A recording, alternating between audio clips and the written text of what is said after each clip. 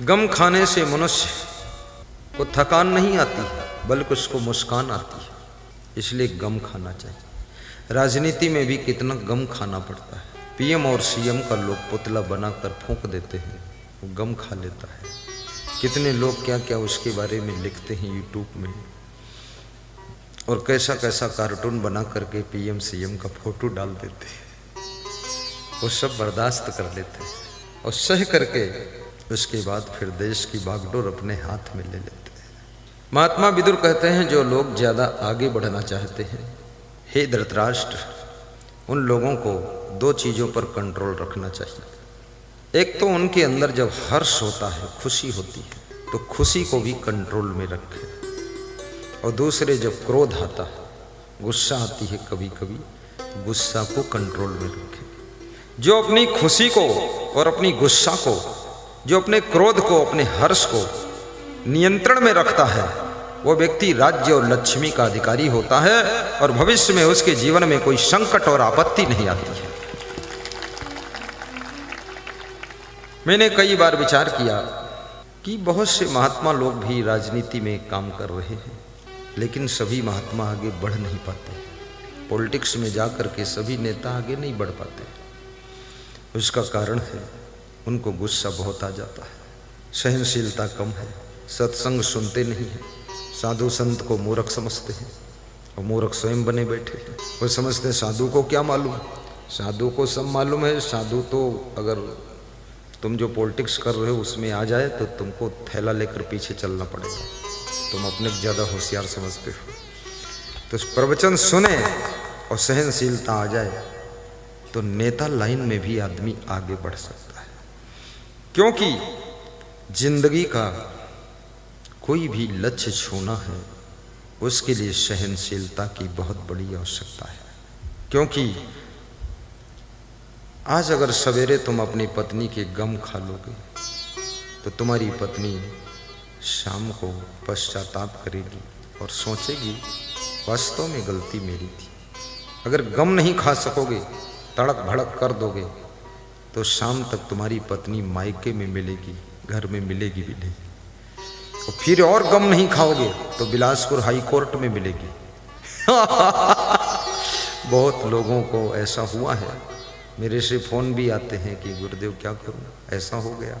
हमने कहा अच्छा हुआ, जो हुआ अच्छा हुआ, हाय बुआ, गुरु जी की दुआ।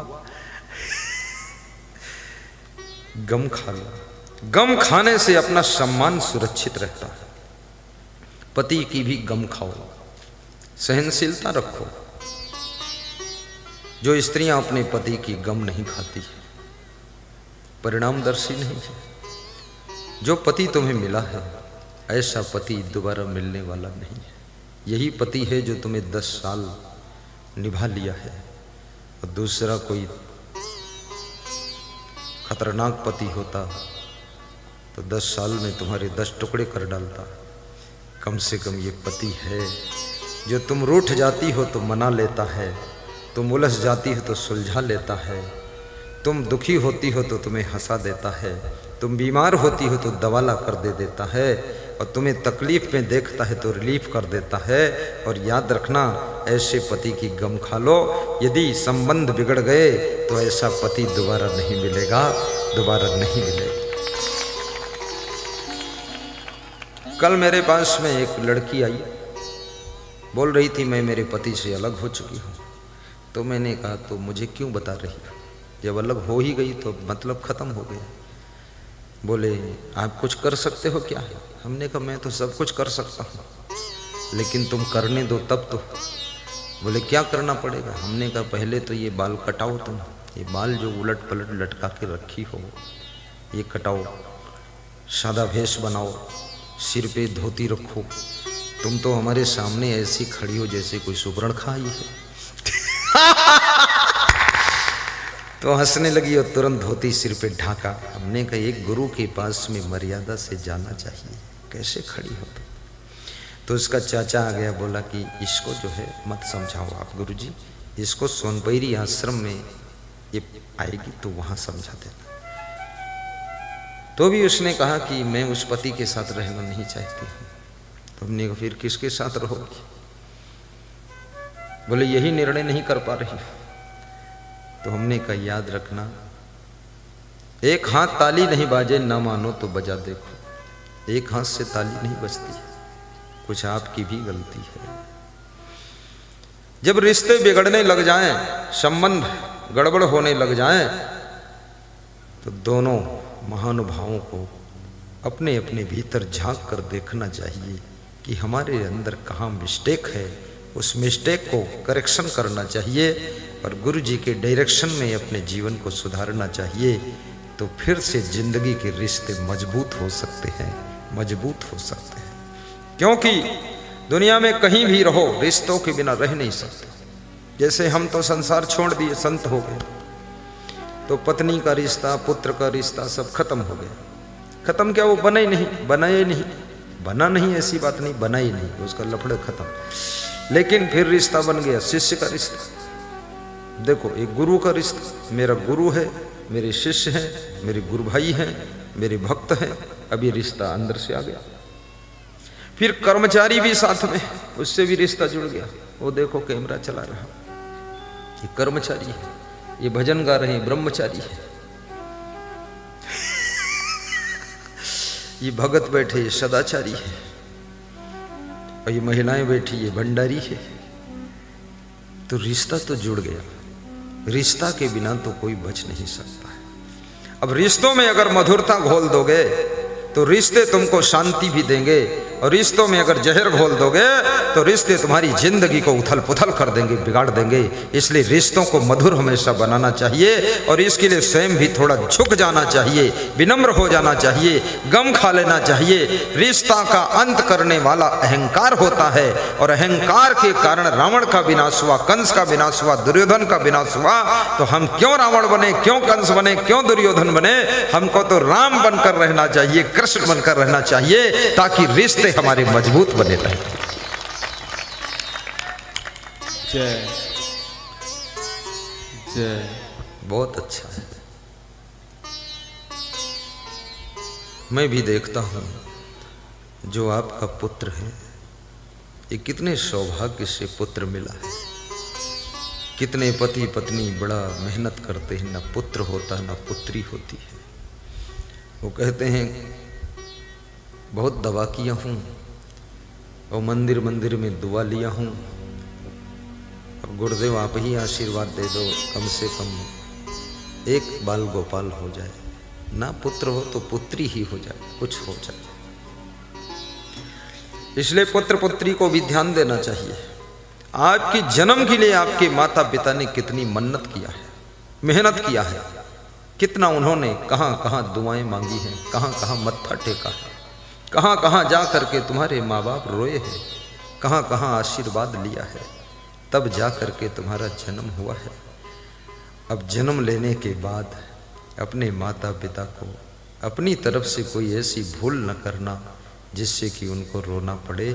उनको हंसाते रहना, खुश रखना, मान मर्यादा उनकी बढ़ाते रहना, उनके सम्मान को उस ऊंचाई तक ले जाना जिस ऊंचाई को देख करके उनका मन गदगद हो जाए। उनको लगना चाहिए बेटे के रूप में राम ही पैदा हुआ है और बेटी के रूप में सीता का जन्म हुआ है। वाह, ऐसा लगना चाहिए। कभी राम बन के कभी श्याम बन के चले आना प्रभु जी चले आना। कभी राम बन के कभी श्याम बन के चले आना प्रभु जी चले आना। क्या शोभा है जब भगवान राम भरद्वाज के आश्रम पर पहुंचे प्रयागराज में।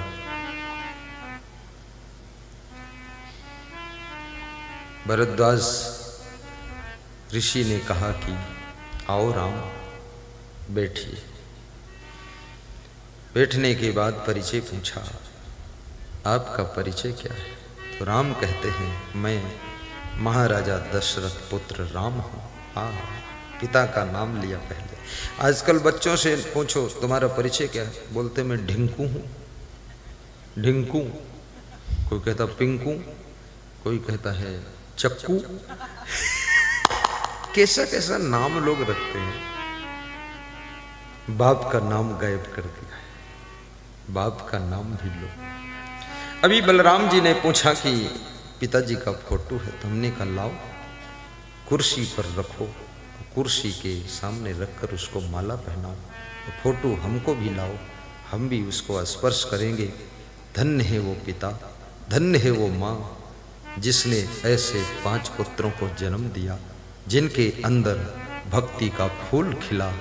आज उस फूल की खुशबू हजारों लोग ले रहे हैं। धन्य है। स्कंद पुराण में शिव जी से पार्वती जी ने पूछा था कि दुनिया में माता पिता तो बहुत है, कुल परिवार कुटुंब बहुत है, लेकिन किस माता पिता को हम धन्य कह सकते हैं, किस कुल कुटुंब को हम धन्य कह सकते हैं? तो शिव जी कहते हैं, हे पार्वती, हे देवी। शिव जी हमेशा पार्वती को देवी कहकर पुकारते थे। सोचिए, शिव जी अपनी धर्म पत्नी का बहुत आदर करते थे, कहते थे देवी, और पार्वती जी हमेशा शिव जी को भगवान कहती थी। भगवान, क्या अपने पति को कोई स्त्री भगवान कह सकती है? इस कलयुग में तो बहुत सी स्त्रियां अपने पति को भगवान तो कहना मुश्किल है, लेकिन पति भी कहें वो भी बहुत बड़ी बात है, और कुछ और न कह दे, क्योंकि गुस्सा बहुत खतरनाक है।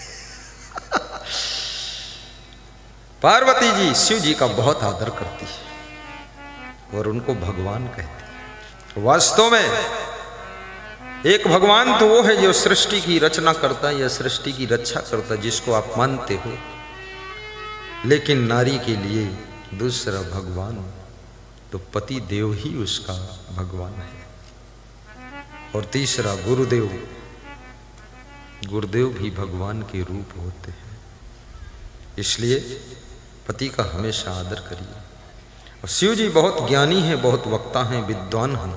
शिव जी कोई साधारण व्यक्ति नहीं, शिव की लीला परंपार है। शिव जी कह रहे हैं स्कंद पुराण में, धन्य माता पिता धन्यो गोत्रम धन्यम कुलोद्भवा, धन्या च वसुधा देवी यत्र स्याद गुरु भक्तता। गुरुर् ब्रह्मा गुरुर् विष्णु गुरुर्देव महेश्वरा गुरुर् साक्षात परब्रह्म तस्मै श्री गुरुवे नमः। पाकिस्तान कराची से आशुदा बहन का फोन आता है। वे कहती हैं, गुरुदेव तुम शंकर भगवान हो, हमारे पाकिस्तान आना, बैल पर बैठ के आना है। शंकर जी बैल पर बैठते हैं, तो मैं हंसता हूँ कि बैल वहाँ तक पहुँचेगा कि नहीं पहुँचेगा पाकिस्तान। बोले मेरे बेटे कह रहे हैं प्रोग्राम कराएंगे आपका। अरे तो गुरुजी फोन क्यों नहीं उठाता है, बैल पर बैठ के क्यों नहीं आता है? बुजुर्ग है वो महिला, वो फोन लगा देती है, मिली तो कभी नहीं है। यूट्यूब में और टीवी में प्रवचन सुनती थी, पाकिस्तान में प्रोग्राम कराना चाहती है। उनको लगता है मेरा गुरु शंकर का रूप है। और वास्तव में जब गुरु तुम्हारे अंदर नए नए संस्कार, नए नए गुण, नई नई कलाओं को सृजन करे, तब गुरु ब्रह्मा का रूप होता है। अब जब गुरु तुम्हारे अंदर बुराइयों को, गंदी आदतों का विसर्जन करे, तब वो शंकर का रूप होता है। और जब गुरु तुम्हारी कल्याण मार्ग में रक्षा करे, भक्ति की रक्षा करे, तुम्हारे संस्कारों की रक्षा करे, तो गुरु उस समय विष्णु का रूप होता है, विष्णु का रूप होता है। जय। थोड़ा जोर से ताली बजाया करो, तुम लोग कमजोर दिख रहे हो। जिसको ज्यादा कमजोरी हो, ये सामने एक तालाब है, इसमें स्नान कर लो जाकर। यहां से छूटना तो सब लोग डुबकी लगा दो उसमें। जिसको तैरना नहीं आता मत डुबकी लगाना, डूब जाओगे। वह मां धन्य है, शिव जी कह रहे हैं, वो पिता धन्य है, वो गोत्र धन्य है, वो कुल धन्य है, वो धरती धन्य है, वो गांव धन्य है, जहां पर गुरु भक्त का जन्म होता है। आज ये भाठा सुरही की धरा धन्य है, छत्तीसगढ़ की धरती धन्य है, जहां पर ये पांचों भाइयों का जन्म हुआ है। उनके माता पिता धन्य हैं, जिन्होंने श्रीमती बुद्ध कुंवर साहू कहाँ बैठी है? माता जी खड़ी हो जाओ थोड़ा। इन्हीं की प्रेरणा से समागम हो रहा है।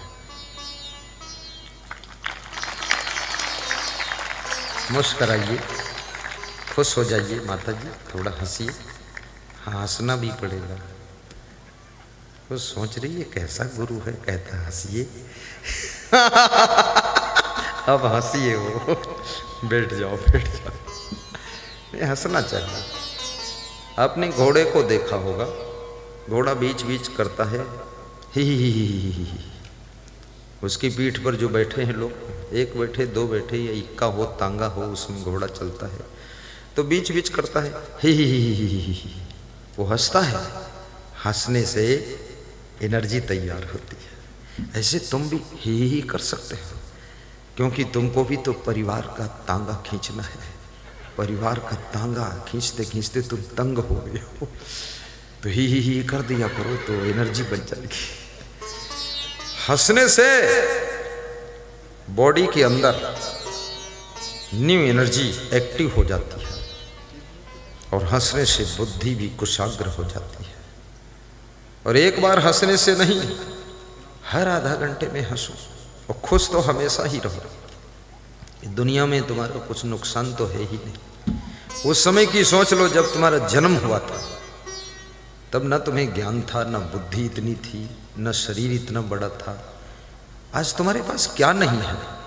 इतना बड़ा परिवार है भरा पूरा, इतना बड़ा घर है, यहाँ भी घर है, रायपुर में भी घर है, दुकान भी है, गाड़ी भी है, लाड़ी भी है, साड़ी भी है, खेती बाड़ी भी है, सब कुछ है, और फिर भी तुम खुश नहीं रहते हो। तो क्या करूं? मैं इसलिए इंजेक्शन मार देता हूं कि तुम खुश हो जाओ। क्या कमी है? सब बहुत ज्यादा हो चुका। रोज ऐसा सोच लिया करो, मेरे पास जरूरत से सब बहुत ज्यादा है। हे गुरुदेव, तेरी कृपा धन्य है। हे प्रभु, तेरा आशीर्वाद बरस रहा है। जो नहीं चाहिए था वो भी हो गया है, और जितना चाहिए थे उससे 1000 गुना ज्यादा हो गया है, और तेरे आशीर्वाद से बढ़ता ही जा रहा, बढ़ता ही जाएगा। मैं खुश हूँ, तृप्त हूँ, संतुष्ट हूँ, और तेरे आशीर्वाद से सेवा करता रहूंगा और परिवार को सुखी रखूंगा। ऐसा तो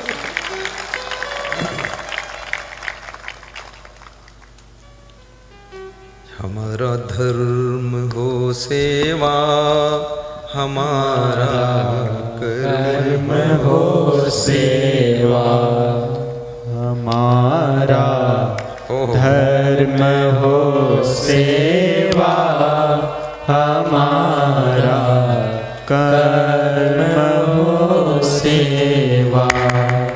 सदा सत संगियों में मिल हमें सेवक बना जाना। सदा सत संगियों में मिल हमें सेवक बना जाना। यही मांगता हूँ गुरुदेव, हमारे सत्संगियों के साथ ध्यान में सत्संगियों की सेवा मिले, गुरु जी भक्तों की सेवा मिले, संतों की सेवा मिले, सज्जनों की संगत मिले, और कुछ नहीं चाहिए। ध्यान में आकर हमारे ध्यान में गुरु जी हमारी मूर्ति में बस जाना। बहा दो प्रेम की सरिता, दिलों में प्यार का सागर। विकास करो, उन्नति करो। बहा दो प्रेम की सरिता, दिलों में प्यार का सागर। दिलों में प्यार का सागर, दिलों में प्यार का सागर। दिलों में प्यार का सागर संजू मंडल दिलों में प्यार का सागर हमें आपस में मिल जुल कर गुरु जी टीवी में देखो सागर उमड़ रहा, सिखा जा टीवी में सागर आ गया, आया कि नहीं आया? हमें प्यार का सागर है। बस में मिल जुल कर गुरु जी सिखा जाना हमारे ध्यान में आकर गुरु जी आँखों में बस जाना हमारे जय हो द्रगपाल जी, ध्यान में जय हो महिपाल जी, आकर जय हो सर्वेश जी और महिपाल जी और क्या नाम? में बस जाना प्रभु के वास्ते जीना प्रभु के वास्ते मरना प्रभु बहुत बड़ी बात है। वास्ते ये माया मोह के लिए मरना भी नहीं है, प्रभु के और माया के लिए जीना भी नहीं है, प्रभु के लिए जीना है, प्रभु के लिए मरना है।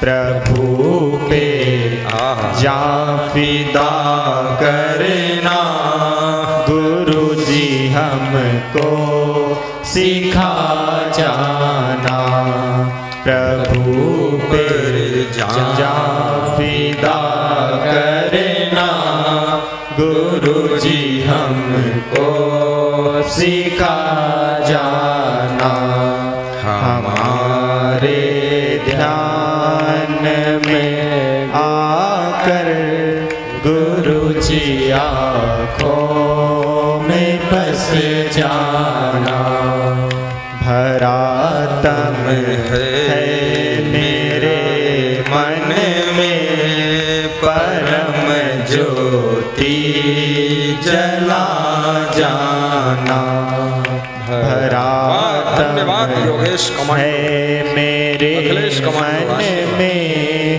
परम जय हो पुलिस जवान, कोई जन्म का पुण्य था, जला जा सर्विस की सर्विस और परम आम की आम गुठलियों के दाम जला जाना परम ज्योति जला जाना हमारे ध्यान में आकर प्रभु जी आँखों बहुत सुंदर गाया, बस जाना गुरु जी आँखों में बस जाना जय हो धर्मेश गुरु जी शीलकर दास की भी जय हो, आँखों में बस हरीश दास की जय हो। जाना बोलिए सद्गुरुदेव की जय। साहिब मंदिर संत लोग महान है, बहुत सेवा करते, जीवन दान कर दिया है। लोग 10 रुपया दान देने में 10 मिनट सोचते हैं, वो जीवन दान देने में सोचा ही नहीं। कितनी बड़ी बात है। और मैंने भी अपना जीवन दान कर दिया है गुरु के चरणों में, जीवन दान है। और समाज को माया मोह की नींद से जगाने के लिए मेरा जीवन समर्पित है। पूरा समाज सोया हुआ है, सब बेहोश हैं लोग, माया की नींद में लोग बेसुध पड़े हुए हैं। माँ का रिश्ता क्या होता है? मंदिरों में जाकर के चिल्लाते हैं लोग, हे अम्बा मैया, हे जगदम्बा, हे दुर्गा, हे माई दाई। लेकिन जो अपने घर में अम्बा रंभा जगदम्बा का रूप लेकर माँ बैठी है, उसको भूल गए हैं। याद रखना, जो अपनी माँ का सम्मान करता है, जो अपनी पत्नी को खुश रखता है, जो अपने घर की बेटियों को संस्कार और संस्कृति सिखाता है, तो तो मंदिर की देवियाँ उसको बहुत आशीर्वाद देती है, क्योंकि ये दुर्गा देवी, लक्ष्मी देवी ये सब जानती है कि जब घर की देवी को इसने धक्का मार दिया है, अब मेरे दरबार में आया है तो मेरे भी धक्का मार सकता है। इसलिए कोई देवी देवता आपसे मिलते ही नहीं, क्योंकि वो डरते भी हैं तुम खतरनाक हो। दुनिया भर के देवताओं की तुम पूजा करते हो, लेकिन आपके पूज्य बड़े भाई, आपके पूज्य पिताजी, आपके रिश्ते में जो पूज्य हैं उनका अगर सम्मान करते हो, सभी देवता भरपूर आशीर्वाद देते हैं, फिर मिट्टी छो सोना बन जाएगी। जहाँ खड़े हो जाओ वो धरती तीर्थ बन जाएगी, और तुम्हारा घर तुम्हारे लिए मंदिर हो जाएगा, तुम्हारा कर्म ही धर्म बन जाएगा, और तुम जब सोओगे तो वही दंडवत प्रणाम का फल देगा, और तुम जब हंसोगे तो याद रखना तुम्हारी हंसी में भी फूल झरेंगे और पूरा संसार खुश हो जाएगा। अपने आप को निर्मल बनाइए और अपने घर के सदस्यों का ख्याल भी रखिए, उनको अनुशासन में भी रखिए, और स्वयं को बच्चा ही मत समझिए। आप अगर बोलना सीख गए तो बच्चे नहीं हैं, चलना सीख गए तो बच्चे नहीं हैं। आप कुछ मांगना सीख गए कि मुझे पेंट चाहिए, मुझे ये चाहिए, वो चाहिए, तो बच्चे नहीं आप हैं। जहाँ चाहिए सीख गए हो, अब तुमको कुछ करना भी चाहिए, क्योंकि ये कर्म मनुष्य के जीवन का श्रृंगार है। भगवान कृष्ण बचपन में गौएं चराने जाते थे। भगवान राम गुरु वशिष्ठ के यहाँ गाय को स्नान कराते थे, जंगल से लकड़ी तोड़ कर लाते थे। विश्वामित्र के चरणों में भगवान राम पूजा के लिए फूल तोड़ने जाते थे। जब जनकपुर में पुष्प वाटिका में फूल तोड़ने गए, फूल तोड़ते समय राम को पसीना आ गया। सीता जी देवी मंदिर में पूजा करने आई थी। सीता की सखियों ने कहा कि तुम्हारे योग्य वर तो यही दिखाई दे रहे हैं। राजा जनक ने क्यों धनुष तोड़ने का प्रण लिया है? फालतू, अगर ये तो तोड़ भी नहीं पाएंगे लग रहा है, क्योंकि फूल तोड़ने में तो पसीना आ रहा है, तो धनुष तोड़ने में इनका पता नहीं क्या हाल हो। तो ये धनुष तोड़ने का लफड़ा क्यों रखा है? सीधे विवाह इनसे कर देना चाहिए, तुम्हारे योग्य वर है। सीता जी मुस्कुराती हैं और उनको चिंता हो जाती है। वास्तव में ऐसा व्यक्तित्व, ऐसी प्रतिभा, ऐसा सुंदर स्वरूप, ऐसा गुणज्ञ और ऐसा कलाकार पहली बार मेरी दृष्टि में आया है। हे देवी, यही मेरे पति बने, फूल तोड़ पाए न तोड़ पाए, पर धनुष इनसे टूटना चाहिए। राम जी धनुष छूते हैं, टूट जाता है। सीता जी खुश हो जाती हैं, तालियां बज जाती हैं। आए हुए सब राजकुमार सोच में पड़ जाते हैं कि छोटा सा बालक धनुष कैसे तोड़ देता है। याद रखना, जीवन में जहाँ विशेष गुण होते हैं, विशेष कलाएं होती हैं, सफलता वहाँ पर चरण चूमती है। अपने अंदर कुछ और चिंता की जरूरत नहीं है। नई नई कलाओं को विकसित करो, नए नए गुणों को अपने अंदर विकसित कीजिए। जितना अधिक तुम्हारे अंदर गुण होंगे, जितना ज़्यादा तुम्हारे में कलाएं होंगी, उतना ज़्यादा तुम्हारा विकास होगा, उतना ज़्यादा तुम्हारा सम्मान होगा, उतना ज़्यादा तुम्हें हर जगह योग्य स्थान मिलेगा। कलाकार बनो, कलह कलेश मत करो, होशियार बनो, समझदार बनो, मैच्योरिटी होना चाहिए, हल्कापन मत रखो, गंभीरता रखो, धैर्य भी रखो, सहनशीलता भी रखो, प्रसन्न भी रहो, दूसरों का आदर भी करो, स्वयं के सम्मान की ख्वाहिश मत रखो, सबको सम्मान दो। सब ही मान प्रदे आप अमानी। सबका सम्मान करने वाले का धरती पर कहीं अपमान नहीं होता है, और जो दूसरों का अपमान करता है उसका कहीं न कहीं अपमान जरूर होता है, अपमान जरूर होता है। इसलिए दूसरों को सम्मान दीजिए। माताओं बहनों का हमेशा लिहाजा लीजिए, आदर रखिए। कभी आप बस में जा रहे हैं, कोई माता बहन खड़ी है, उसको सीट दे दीजिए, आप खड़े हो जाइए। उसकी आत्मा से तुमको आशीर्वाद मिलेगा, तुम बस के मालिक बन जाओगे। याद रखना, जो नारियों का हमेशा आदर करता है, लिहाजा रखता है, रिस्पेक्ट करता है, इनकी मर्यादाओं को तोड़ता नहीं है, वो व्यक्ति, ऐसी कोई उसकी मनोकामना नहीं है जो पूरी ना हो। और जो रोज प्रवचन सुनता है, सत्संग का रसिक है, ज्ञान को ध्यान से सुनता है, उसके जीवन के दुख अपने आप सुख में बदलना शुरू हो जाते हैं, उसकी बीमारियां भी दूर होने लग जाती हैं। गुरु कृपा से उसको हर तरफ से सफलता मिलने लग जाती है। मेरे पास कल फोन आया कमल साहू खपरी धमतरी से, बोले गुरुदेव मेरा पूरा गांव आश्चर्य में पड़ा है। गांव में बहुत लोग सर्विस करते हैं, मेरे पास सर्विस भी नहीं है, खेत भी छोटा है, मेरा पिताजी बहुत मस्त मौला है, वो काम में ध्यान कम देता है, और मैं जो है एक छोटी दुकान है किराना की। आपको मैं भगवान से भी ज़्यादा मानता हूँ। गुरुदेव लोग कह रहे थे कि तेरे पुत्री हुई है, पुत्र नहीं होगा।